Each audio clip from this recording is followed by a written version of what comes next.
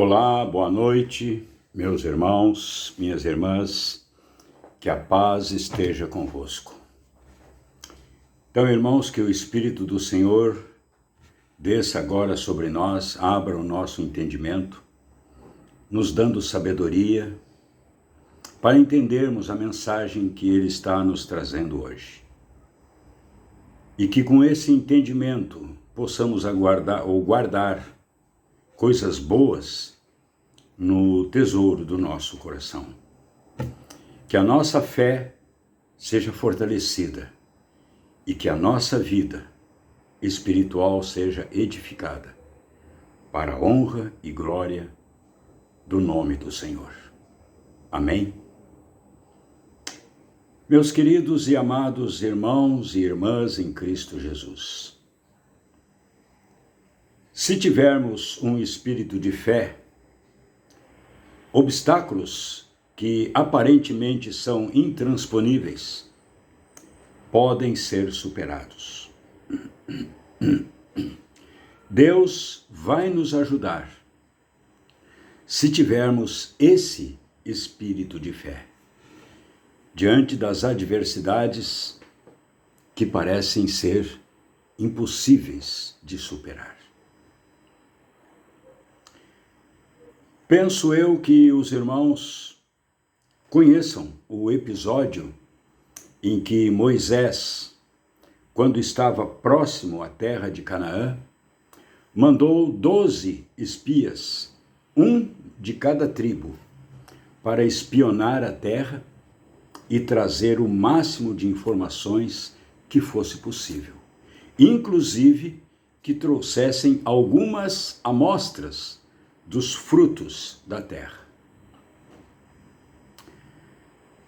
Pois bem, os 12 espiões foram e depois de 40 dias retornaram da exploração à terra de Canaã para relatar a Moisés e ao povo de Israel o que eles haviam visto por lá.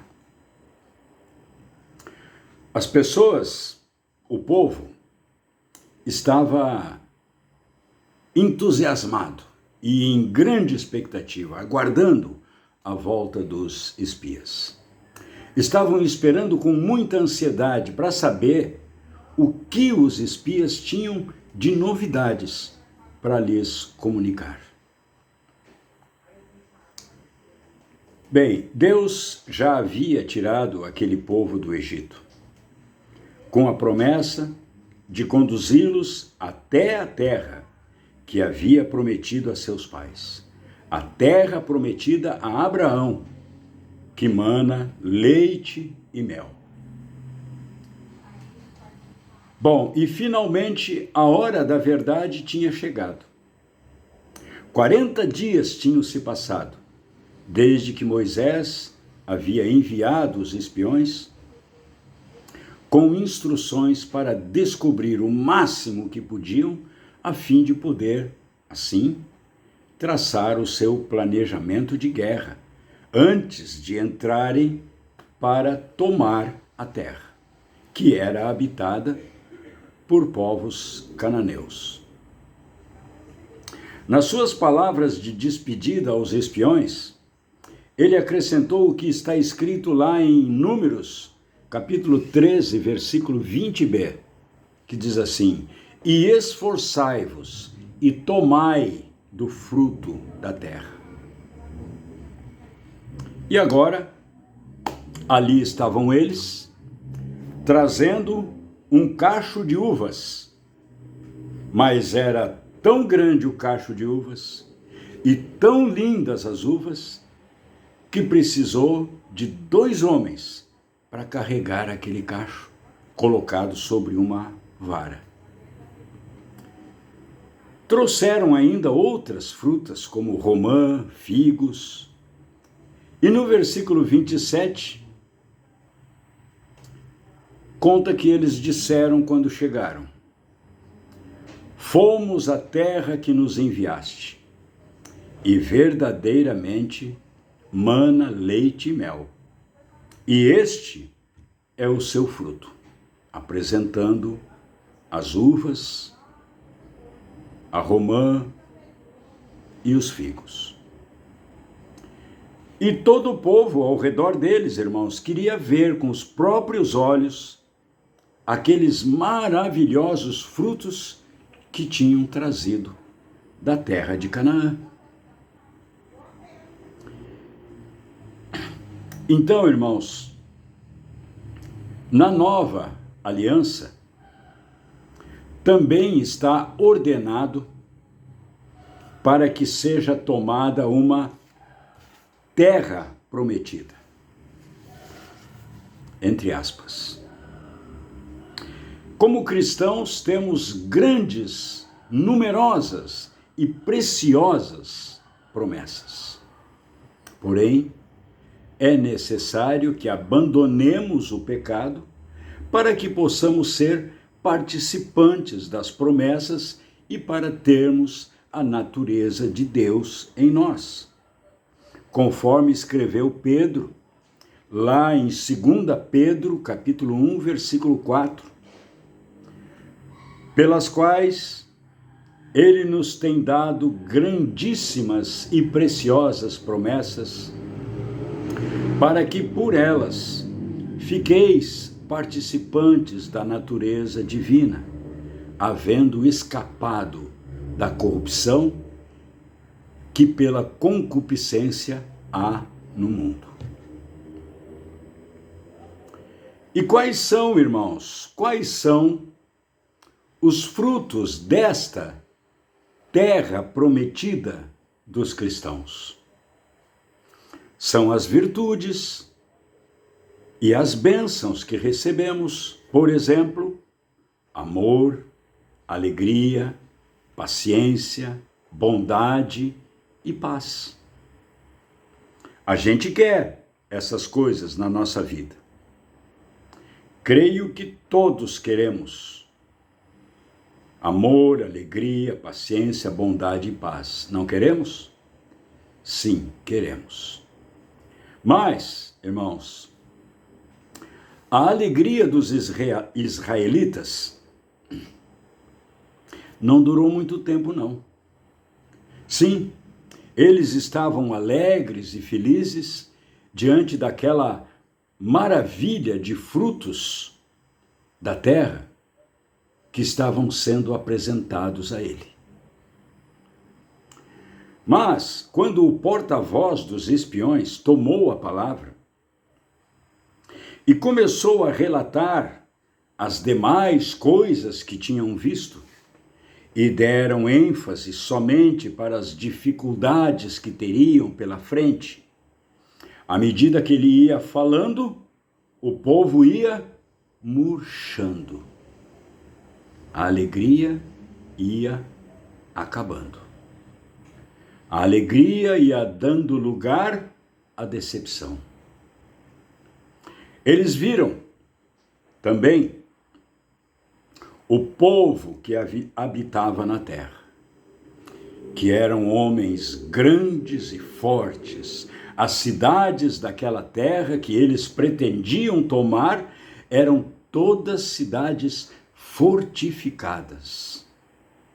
Então, as dificuldades cresceram diante deles e julgaram que seria impossível ter o domínio sobre a terra com seus habitantes gigantescos e as suas cidades fortificadas. Bem, o relatório final passado para Moisés e para o povo foi triste, foi desanimador e incutiu medo no povo. Eles disseram o que está escrito em Números, capítulo 13, versículos 32 e 33. A terra pela qual passamos a espiar é terra que consome os seus moradores. E todo o povo que vimos no meio dela são homens de grande estatura. Também vimos ali gigantes, filhos de Anak, descendentes dos gigantes. E éramos, aos seus olhos, como gafanhotos, assim como também aos nossos olhos. Então, irmãos, diante desse relato, meus irmãos, o povo de Israel entrou em desespero. E diz a Bíblia que eles choraram a noite inteira. Eles imaginaram que todos os seus sonhos de chegar à terra prometida estavam indo por água abaixo. Tinham chegado até ali, já tinham chegado até ali, depois de saírem do Egito, atravessado o Mar Vermelho, enfrentado todas as dificuldades de terem que andar pelo deserto, para agora se depararem com uma dificuldade que para eles seria insuperável. Agora que tinham chegado à terra que mana leite e mel, não poderiam entrar nela, porque uma derrota para aquele povo de gigantes era mais do que certa. Seriam simplesmente exterminados da face da terra. Foi isso o que pensou o povo diante do relato e da opinião daqueles homens, que eram conceituados entre o povo, não tinham como duvidar deles. Eles eram os líderes das suas tribos. Muitas vezes, meus irmãos, pode acontecer algo parecido nas nossas vidas. Na nossa trajetória de vida cristã, dedicamos a nossa vida a seguir Jesus. Colocamos a nossa esperança em Jesus. Criamos uma expectativa de que, com certeza, teremos uma vida melhor. Mas nem sempre é assim. Pelo contrário, na maioria das vezes, a vida de um cristão não é nada fácil. Então, irmão, eu vou pegar um pouquinho pesado agora com vocês, comigo também. Então, se você é cristão, se eu sou cristão, e tudo na sua vida está acontecendo às mil maravilhas, tudo está se encaixando com perfeição, tudo está dando certo, que todo mundo da sua família está gozando de perfeita saúde. Se você está com a sua saúde perfeita também, se no seu trabalho vai tudo bem, enfim, se você não enfrenta problema de espécie alguma, é bom você fazer uma avaliação na sua vida. Talvez a gente não esteja incomodando o reino das trevas. E por isso está tudo calmo e maravilhoso. Quem é cristão de verdade incomoda o reino das trevas. E quando o cristão incomoda Satanás, ele dá ordem aos seus anjos para que ataquem você. Então aí dá um problema lá no trabalho, perdemos o nosso emprego, ou alguém da família cai doente, o carro quebra, me aparece uma dor inexplicável, o que me leva a ficar aflito, pensando que pode ser alguma doença grave.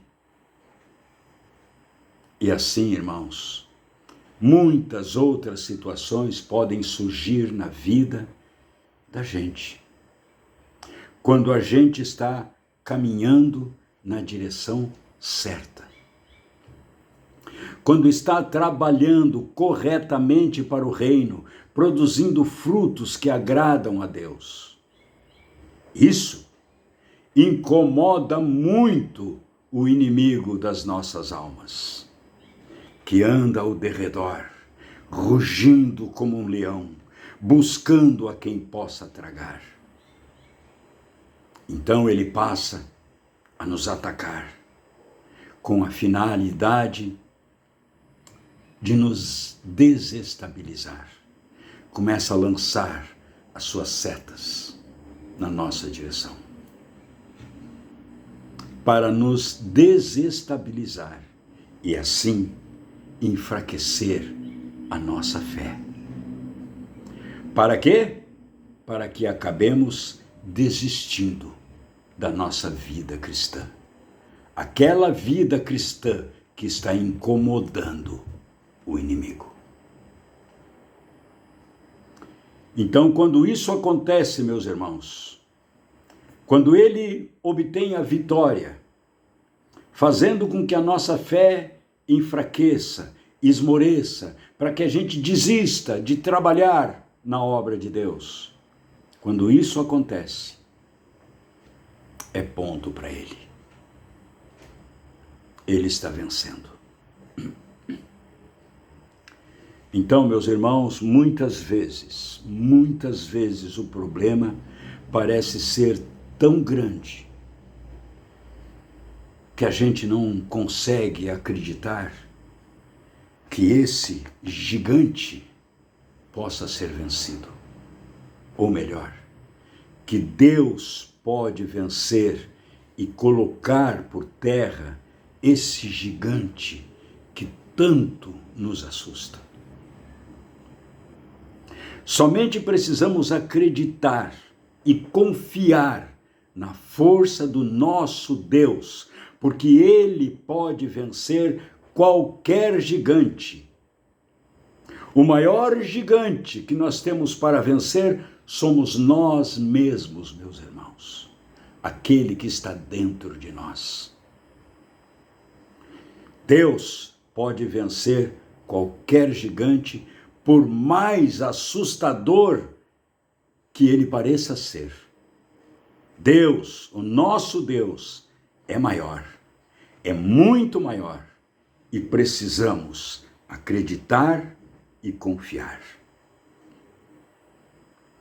Deus não pode ajudar aqueles que não querem acreditar. Ele tem muito respeito pelo livre-arbítrio que ele nos deu. Querermos ou não querermos acreditar é uma opção nossa. E temos o livre-arbítrio para escolher.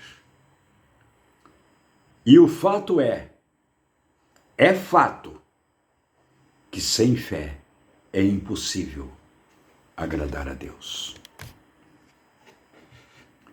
Por outro lado, meus irmãos, ele recompensa grandemente aqueles que acreditam na sua palavra e o buscam com fé e sinceridade de coração. Amém? Glória a Deus. Voltando à nossa história, irmãos, lá de Moisés com os espias. É nesse contexto que Caleb e Josué se levantam em meio à congregação para falar ao povo, dizendo o que está escrito em Números, capítulo 14, versículos 8 e 9. Se o Senhor se agradar de nós, então nos porá nesta terra e nola dará. Terra que mana leite e mel. Tão somente não sejais rebeldes contra o Senhor, e não temais o povo desta terra, porquanto são eles nosso pão. Retirou-se deles o seu amparo, e o Senhor é conosco. Não os temais. Bom, irmãos, talvez então até você possa estar pensando que naquele momento, naquela altura dos acontecimentos, durante aquela reunião, o povo tivesse na lembrança e no coração as promessas de Deus e tudo o que Deus tinha feito por eles durante todo o tempo em que estiveram no deserto. A gente pode imaginar que eles tinham vivos na memória todos os milagres, desde as 10 pragas enviadas sobre o Egito, a travessia do Mar Vermelho, o maná vindo do céu, as codornizes para que pudessem se alimentar de carne, a água amarga transformada em água doce, a rocha que jorrou água para que pudessem matar a sede, a coluna de nuvens de dia para os proteger do sol, a coluna de fogo à noite para lhes dar calor no frio do deserto. Enfim, certamente eles estariam cientes de que Deus podia fazer o impossível se tornar possível. Mas não. Parecia, irmãos, que não lembravam de nada. Eles queriam resolver apenas aquele problema imediatamente. Queriam até destituir Moisés da liderança para que um novo líder os fizesse retornar para o Egito. Eles queriam voltar para o Egito, irmãos, depois de tudo que Deus tinha feito por eles no deserto. E preferiram até apedrejar Moisés, Josué e Calebe, ao invés de crer em Deus e lutar sob a proteção dele pela terra prometida, de tão grande que era a sua incredulidade. Mas então, Deus entrou em cena. Por não acreditar nele, o povo de Israel estava a negar o poder e a glória de Deus. Simplesmente assim. Porque eles não acreditavam que Deus poderia dar a vitória a eles. Estavam negando o poder e a glória de Deus. Então, a ira de Deus se acendeu contra eles. Então ele jurou que ninguém com mais de 20 anos entraria na terra da promessa. Todos eles iriam perecer no deserto. Deus queria destruir todos, irmãos. Mas Moisés orou, pedindo perdão pelo pecado do povo e pedindo por misericórdia. E Deus ouviu o seu servo Moisés. Depois você pode ler a oração de Moisés, ali no capítulo 13, no versículo 13 até o versículo 19. Vale a pena, irmãos. Vale a pena. Aliás, irmãos, vale a pena ler toda essa história nos capítulos 13 e 14 do livro de Números. Então, se você tiver um tempo, se você tirar um tempo, vai lá, abre no livro de Números, capítulo 13 e 14, e leia toda essa história. Bem, quanto ao juramento que Deus fez, que nenhum com mais de 20 anos entraria na terra da promessa, haviam apenas 2 exceções. Vejamos o que ele diz no versículo 24, primeiramente sobre Calebe, a seguir no versículo 29, quando ele inclui também a Josué. Porém, o meu servo Calebe, porquanto nele houve outro espírito e perseverou em seguir-me, eu o levarei à terra em que entrou, e a sua semente a possuirá em herança. Neste deserto cairá o vosso cadáver, como também todos os que de vós foram contados, segundo toda a vossa conta, de 20 anos para cima, os que dentre vós contra mim murmurastes. Não entrareis na terra, pela qual levantei a minha mão, que vos faria habitar nela, salvo Calebe, filho de Jefoné, e Josué, filho de Num. Esse outro espírito mencionado pelo Senhor, irmãos, era um espírito de fé. Lembram como a gente iniciou o vídeo? O espírito de fé? Então, esse espírito que estava em Calebe era um espírito de fé. A fé, irmãos, não significa olhar para o que é visível. É crer que Deus é todo-poderoso e pode tornar real aquilo que só vemos pelos olhos da fé. Fé significa ser obediente, mesmo quando não podemos ver nenhum resultado. Fé significa ação. A fé dá resultados. Deus quer que nós escolhamos acreditar. Quer que escolhamos obedecer. Ele quer que sacrifiquemos alguma coisa. Deus estava com Josué e os israelitas, com Moisés e os israelitas. Mas eles tinham que mostrar a ele que queriam escolher acreditar.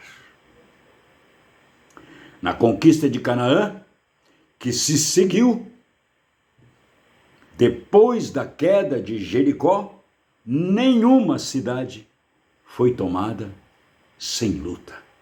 Eles passaram a acreditar.